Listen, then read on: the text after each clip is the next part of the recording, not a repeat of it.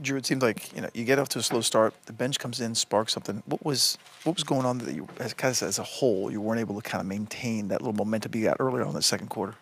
Yeah, I think they're a really good defensive team. They just kind of got us in the mud. They got us, our offense a little stagnant. We just got to do a better job of continuing to buy in on both ends when the ball's not going in the basket there for those little stretches.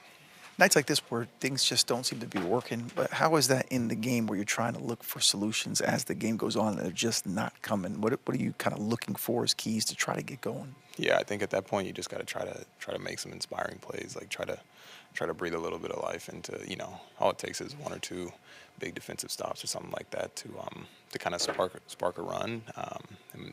We didn't really get any of those tonight. The one part that was encouraging was the bench hasn't been playing particularly well late as a whole, but tonight, again, in that second quarter, you saw it. What can you take from that where say, okay, this is the energy we need to provide in these moments, whether we're up or down? Yeah, I think we looked a little bit more like ourselves there in that second quarter.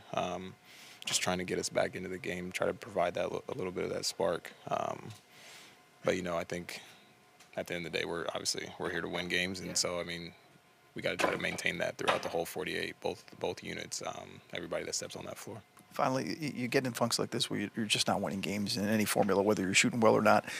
What do you kind of do as you practice tomorrow, try to get back at it Friday and Saturday to find a way to get back in that rhythm? Like I know it's frustrating, but what are some of the things that you try to do to get back to your style? I think we watch. You watch what you're doing out there. It's one thing to say it and speak about it during the games and stuff, but then whenever you see it on film, maybe it gets a little bit easier to correct.